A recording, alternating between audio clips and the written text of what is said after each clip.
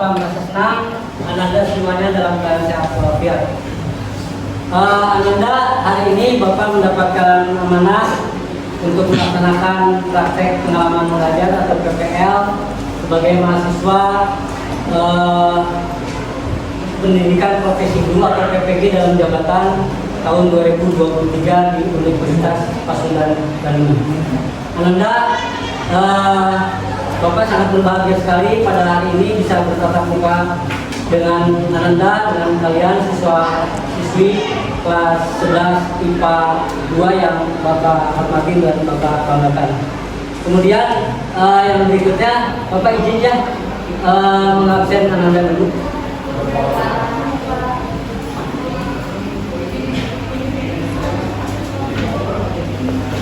Ada dua orang yang sakit ya?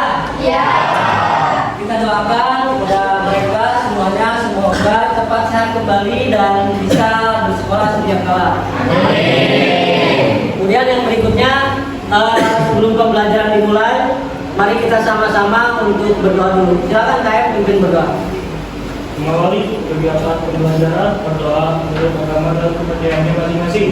Berdoa dalam hati, mulai.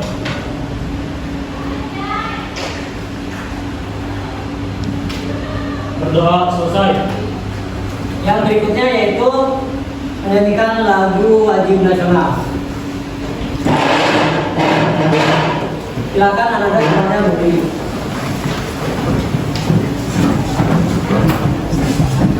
Silakan sikap sempurna, tangannya keduanya di lengan rok dan celana panjang. Mulai.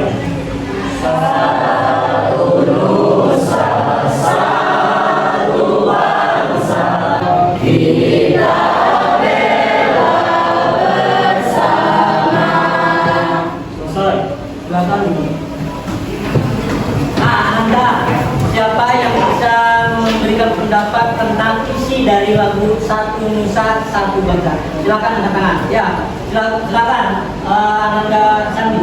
Meskipun negara Indonesia memiliki banyak suku bangsa, bahasa daerah, agama, dan lain-lain, tetapi kita tetap satu bangsa Indonesia. Bagus, berikan tepuk tangan.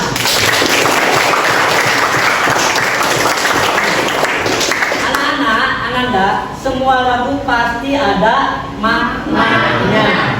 Makna atau arti yang tersurat atau yang terdapat dalam bait-bait lagu itu merupakan puitis atau naskah puisi yang dipanjangkan, yang diuraikan dalam bentuk syair lagu.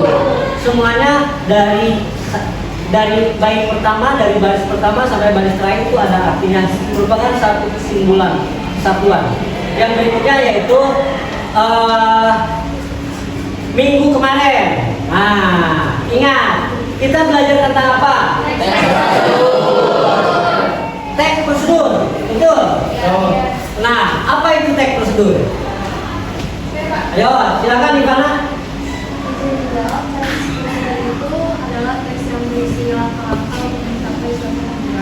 Langkah untuk mencapai tujuan. Prosedur adalah tata cara ya. Prosedur adalah cara atau langkah untuk mencapai suatu tujuan.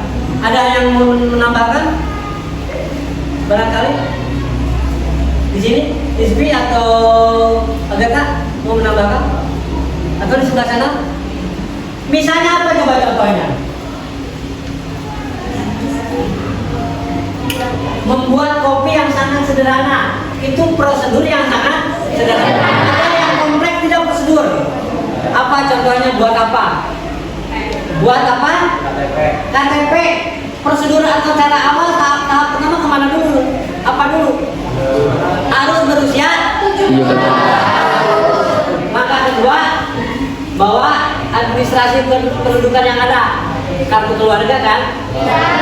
Terus setelah itu datang ke RT, beri pengantar, datang ke desa atau di Dukcapil langsung. Bayar surat nikah orang tua, kartu keluarga bawa ke Disduk atau ke satu atap. Setelah itu dibuatkan. Itu beberapa tahapan namanya prosedur kompleks. Yang berikutnya, nah sekarang ini kita akan belajar apa coba setelah prosedur?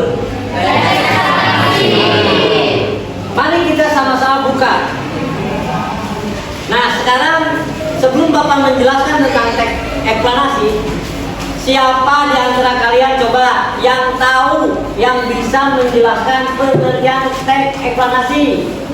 Oh ya. Teks eksplanasi adalah teks yang berisi penjelasan mengenai suatu fenomena atau peristiwa yang baik maupun sosial yang terjadi dalam kehidupan sehari-hari. Fenomena atau kejadian yang terjadi dalam kehidupan sehari-hari disertai unsur sebab dan akibat. Nah, itu yang Bapak harapkan. Jadi dari pertemuan minggu lalu tentang prosedur dengan pertemuan minggu sekarang tentang eksplanasi itu ada kaitannya. Kaitannya yaitu di mana materi yang kemarin berbicara tahapan atau proses tersebut, sekarang apa sih yang menyebabkan sesuatu itu terjadi dan mengapa sesuatu itu kejadian alam itu terjadi dan bagaimana solusi atau cara mengatasi permasalahan. Kemudian Bapak ingin nanya, sekarang materinya eksplanasi. Tujuan teks eksplanasi, tujuan pembelajarannya apa kira-kira? So, ke sebelah sana. Sekarang giliran sebelah sana. Tujuan pembelajaran teks eksplanasi apa, Ananda? Ya, silakan. Menemukan makna tersirat. Menumbuhkan makna tersirat. Ya. Terus Eksplanasi secara lisan ataupun tulisan. teks eksplanasi secara lisan maupun tulisan. Menumbuhkan pernyataan secara tersirat baik lisan maupun tulisan tentang eksplanasi. Artinya di sini apa coba? Siswa diharapkan tahu.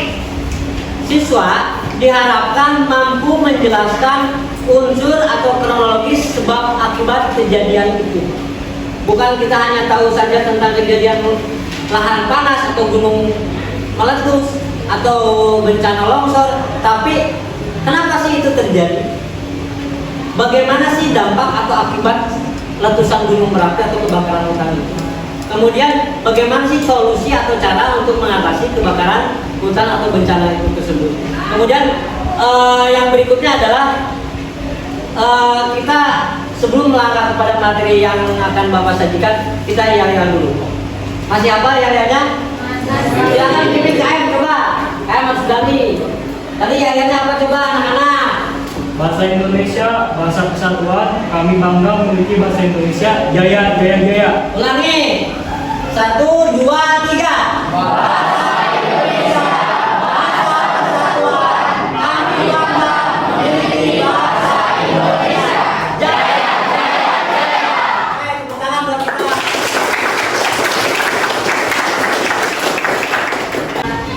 Di sini materi teks eksplanasi.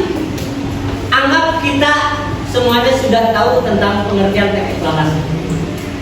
Menurut pendapat kalian, eksplanasi tadi yang sudah dijelaskan di pertanyaan pemantik itu apa sih nak? Eksplanasi. Teks eksplanasi apa nak tadi? Menurut pendapat kalian, teks yang berintikan unsur sebab artinya untuk apa? Untuk menggali informasi terhadap kejadian kronologis kejadian. Nah, yang berikutnya, tujuan dari kita menyusun teks eksplanasi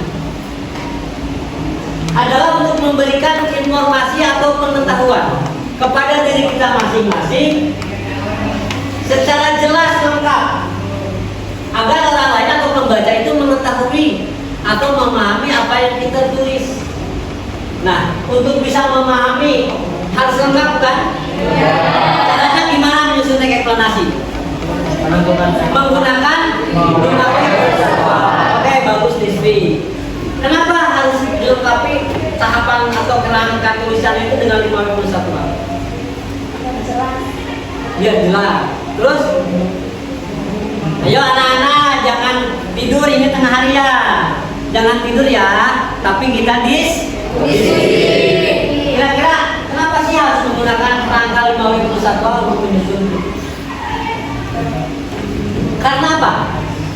Di situ ada kumpulan-kumpulan pertanyaan yang nantinya membentuk satu kesatuan rangkaian karangan itu. Betul tidak? Betul. Apa? Ada apa di sana?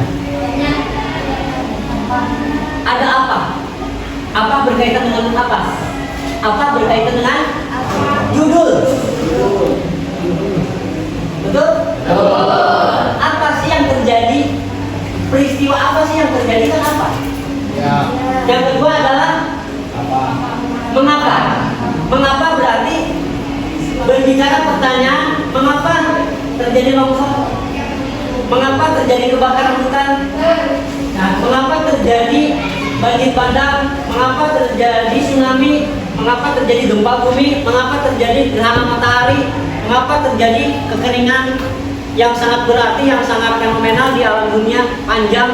Mengapa terjadi? Mengapa terjadi musim hujan dan sebagainya? Yang berikutnya, kapan? Kapan biasanya terjadi musim panas? Bulan apa coba? Januari. Juni sampai sekarang. Oktober saja belum hujan. Kalau di Purwakarta ya, baru sekali kan. Ya. Kemarin saja sekali itu sebentar, udah lama nggak hujan lagi. Terus yang berikutnya,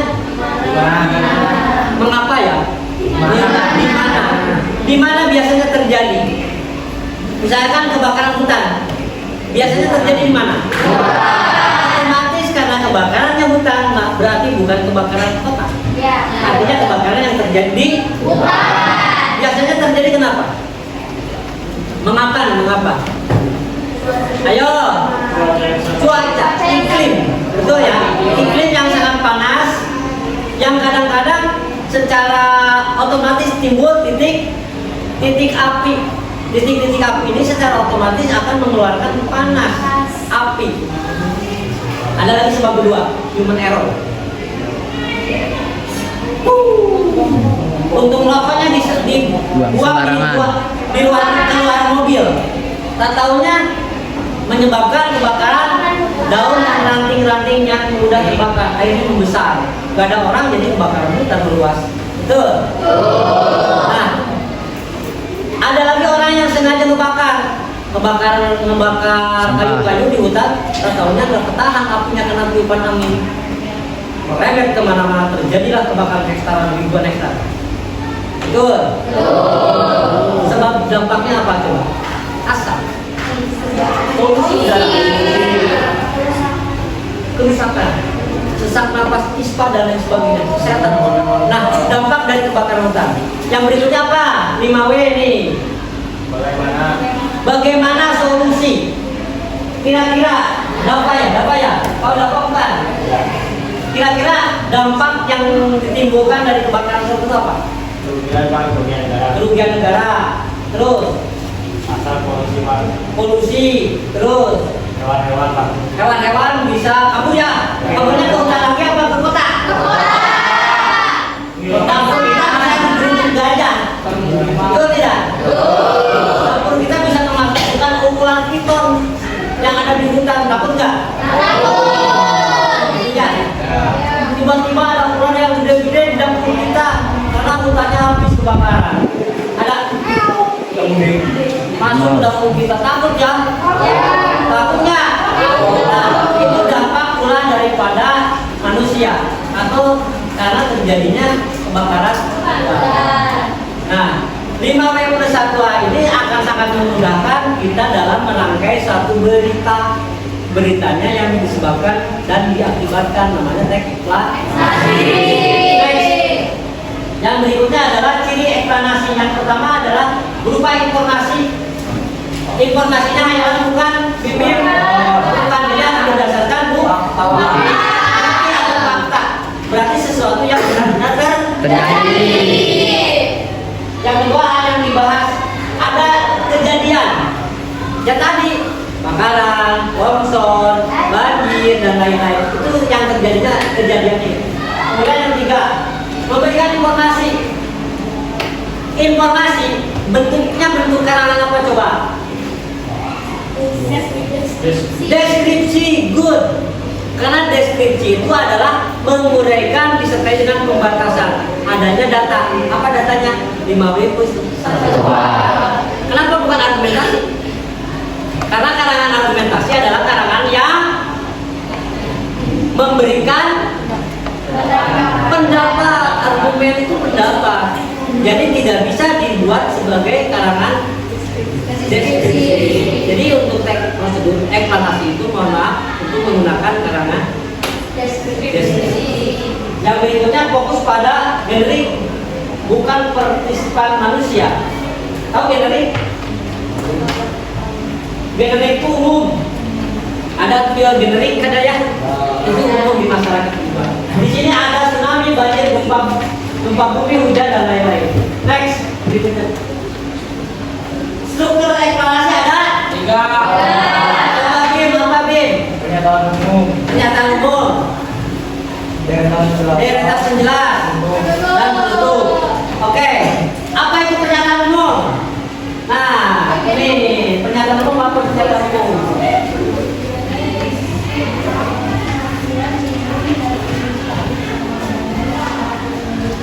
Good, cukup. Biasanya berisikan pengertian atau penjelasan secara umum tentang pengertian sesuatu ya.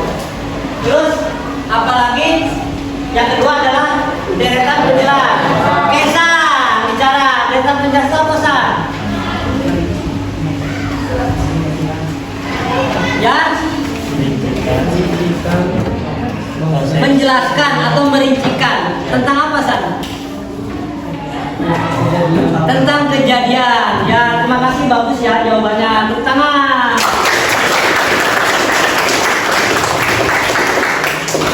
Kemudian yang ketiga ada apa? Ini yang putih-putih ramai ya. Mutiara Sipak. Apa tuh? Mutiara Bangsa. Oh, oke.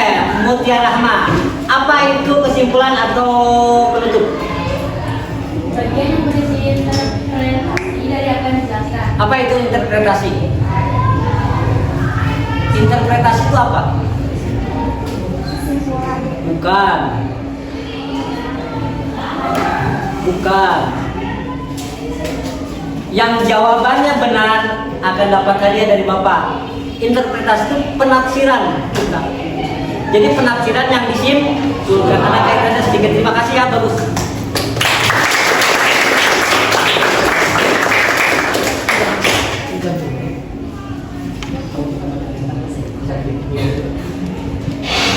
Kemudian anak-anak yang udah selesai Pak Umar ini materinya udah selesai. Selanjutnya gini, silakan kalian buka video yang udah Bapak share oleh HP masing-masing. Videonya tentang kebakaran hutan. Silakan kalian tonton dulu. Cukup? Oke, kelompok satu mana? Silakan kelompok satu mengungkapkan pendapatnya atau mengungkapkan hasil nontonnya alias analisis. Silakan Agatha atau Listi. Silakan Agatha. Jadi buka pasalnya. Oke. Dari video yang telah kami tonton dapat dianalisis bahwa kebakaran hutan ini terjadi di Pulau Maui, Hawaii. Terus, namun penyebab dari kebakaran ini sebenarnya belum disangkakan oleh pemerintah Amerika Serikat bagaimana terjadinya. Namun, Badan Cuaca Nasional Amerika Serikat berpendapat bahwa kebakaran hutan ini disebabkan oleh cuaca ekstrim atau bisa juga dijadikan Baik, terima kasih. Silakan kelompok yang lain menanggapinya. Waktunya cuma 1 menit. Silakan ajukan tangan kelompok mana yang mau memberikan tanggapan dari informasi yang disampaikan oleh Agatha. Mungkin ada kekurangannya. Silakan. Waktunya cuma 1 menit. 3, 2, 1. Silakan kelompok sana. Dwi mau menyampaikan tanggapannya. Namanya udah, waktunya sudah, tempatnya sudah ya tadi. Cuman kronologisnya belum jelas ya. Silakan mau coba. Silakan Teh Dwi. Mungkin Teh Dwi. saya memberi tanggapan mengenai mengapa bisa meluas hingga ke macam ini. Nah, dari kebakaran ada yang dinamakan teori segitiga api. Nah, ini kan terjadinya di hutan, tapi meluas ke pelabuhan. Kenapa bisa meluas ke pelabuhan? Karena, nah di teori segitiga api ini ada yang menyebabkan kebakaran, ada api dan juga oksigen. Nah, di hutan ini kan tentunya banyak pepohonan yang bisa memicukan itu penyebaran api sehingga bisa meluas sehingga seluruh hutannya, dan juga ada udara atau angin, sehingga api pun pasti menyebarkan karena bantuan dari oksigen, juga dibantu adanya itu bahan yang mudah terbakar dan juga api, sehingga ini bisa menjadikan kebakaran itu terus meluas sehingga melakukan, makanya sampai menutup akses warga juga kan, sampai ada yang lari ke laut untuk menyelamatkan diri dan juga tidak bisa itu ya keluar ke area lain ya, sehingga warga-warga tersebut melarikan diri ke laut.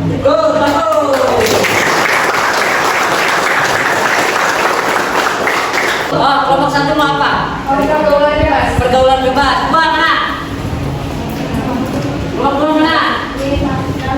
Narkotika dan obat-obat terlarang. Narkotika. Kelompok 3. Mana kelompok 3? Halo. Kelompok 3 sudah mana? Kelompok 3 sudah mana? Nadia. Kelompok 3. Kelompok 3 mana? Dwi, ya udah, Dwi. Oke, apa? Kemarau, kekeringan ya. Kelompok 4. Apa? Begal. Pembegalan. Waduh. 5. COVID-19 udah ya? 6. Bullying. Terus? Udah. Kelompok. Silakan kalian diskusi, waktunya 15 menit. Ya, silakan. Jadi temannya diajak berdiskusi ya. Anak-anak, teman kalian ajak berdiskusi ya. Biar semuanya berpikir mengeluarkan pemikirannya ya. Ini kayaknya kita tambah deh. Kayak titik. Terus biasanya. Assalamualaikum warahmatullahi wabarakatuh. Di sini kami akan menjelaskan tentang apa yang telah kita analisis, yaitu tentang narkoba. Pertama saya akan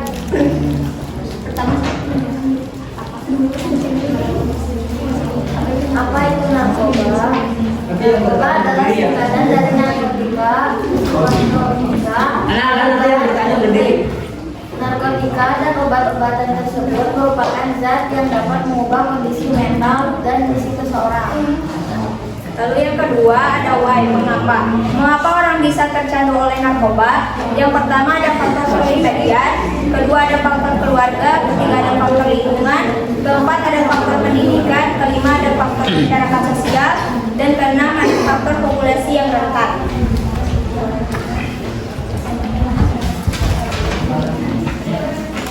Yang ketiga ada di mana biasanya narkoba diperjualbelikan, yaitu biasanya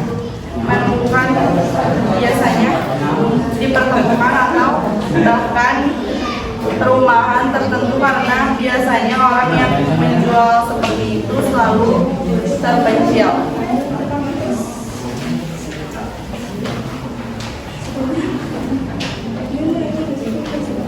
Kapan pertama kalinya narkoba ditemukan? 2000 tahun yang lalu sebelum Masehi. Sebenarnya narkoba atau obat itu adalah obat yang baik, yang bersifat ilmiah dan berguna untuk menenangkan. Namun biasanya berbahaya jika digunakan dalam dosis yang banyak. Siapa yang biasa menangkap orang yang pengguna narkoba? BNN adalah narkotika nasional.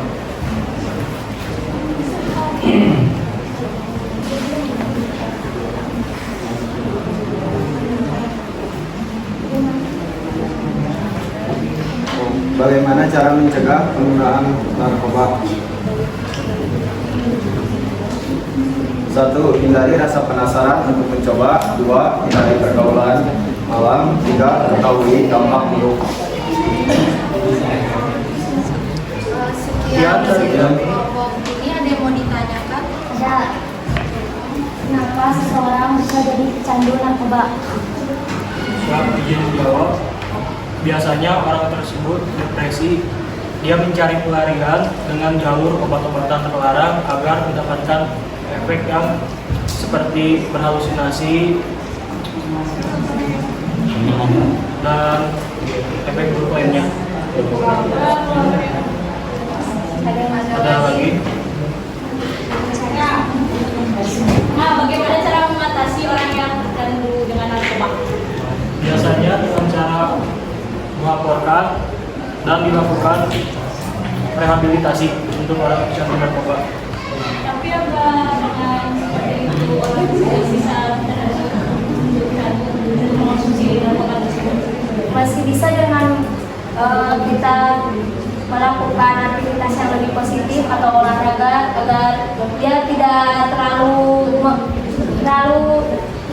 pergi untuk Juga mengkonsumsi narkoba. dekatkan diri pada Tuhan agar kita jauh dari hal-hal yang negatif seperti narkoba. Tapi kalau kondisinya sudah sangat tergantung sekali sama narkoba itu gimana sih rehabilitasi?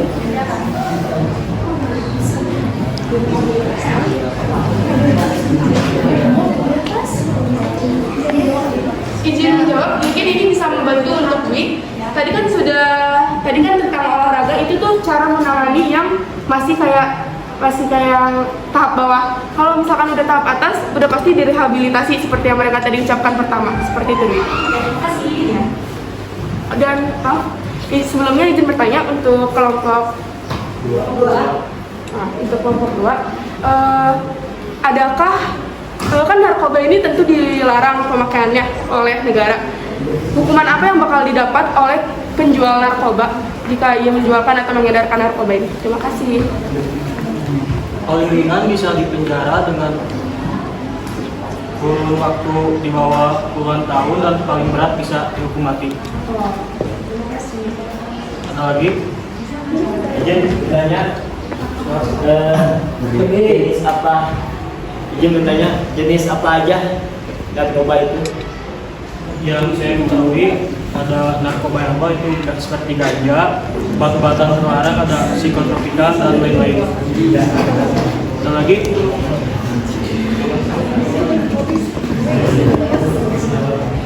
Jika tidak ada, sekian dari kelompok 2. Wassalamualaikum warahmatullahi wabarakatuh.